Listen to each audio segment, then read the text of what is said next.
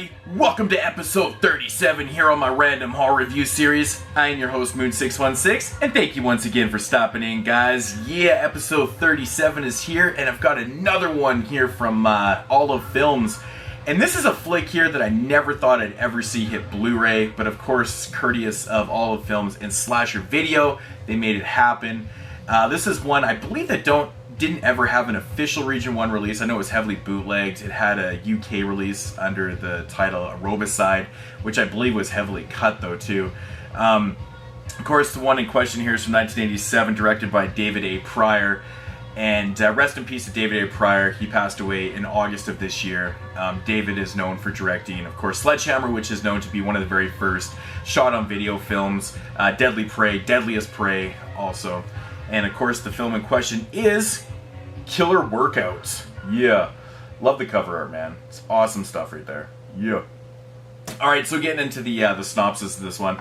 Very simple premise. A young girl dies in the beginning of the film in a tanning bed accident. Years later, a girl named Rhonda opens up a shop, or takes over this shop, and it's called Rhonda's Workout. And it's essentially just a gym. It's, it's got weights, it's got aerobics and things like that. And what starts happening is her customers start getting picked off one by some mysterious killer. And now there's a police officer investigating the killings. I should say an unforgiving police officer. He's really funny. And he starts investigating the killings. And that's basically the whole premise of your film. It's just a slasher film in a gym. That's what it is. So, but my thoughts on this one. Now, this is 80s cheese at its best. I mean, everything about this movie is so beyond cheesy. The funny thing is, it seems like David Pryor was taking this thing kind of serious when he did it, to a point where, he's just being sleazy. There's not like a lot of really stupid jokes and weird things in this film. It kind of plays itself straightforward. I'll start with the film itself.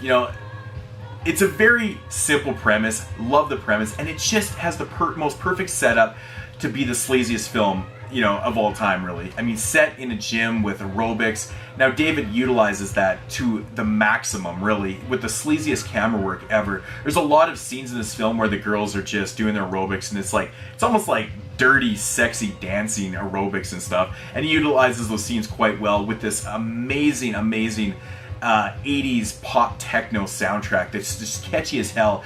Fits the movie so well, like absolutely fits the mold of the film so well. Absolutely love that.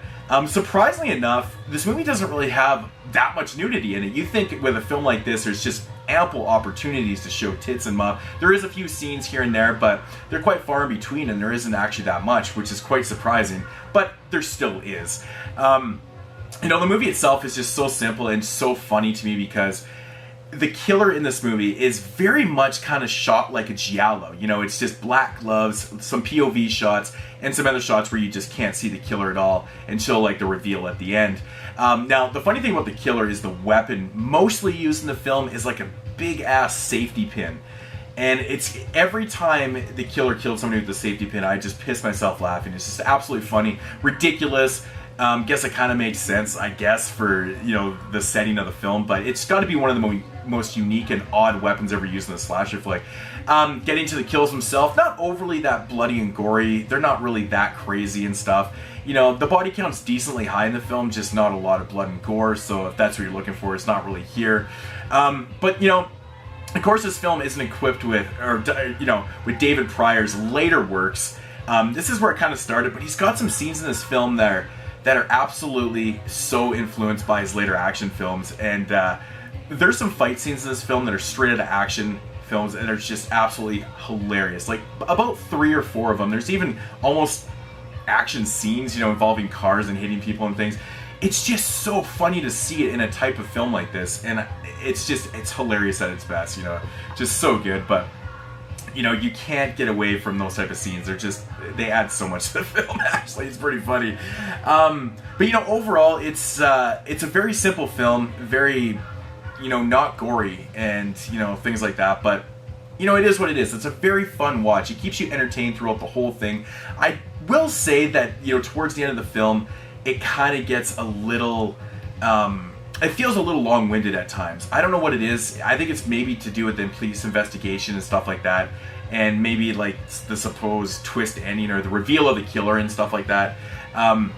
It seems like it's a little long-winded even for the time it runs. You know, it runs about 85 minutes, which is, I guess, pretty standard for a slasher film and stuff. So, but yeah, overall, really fun watch, man. The soundtrack's what really keeps this movie popping. It's awesome.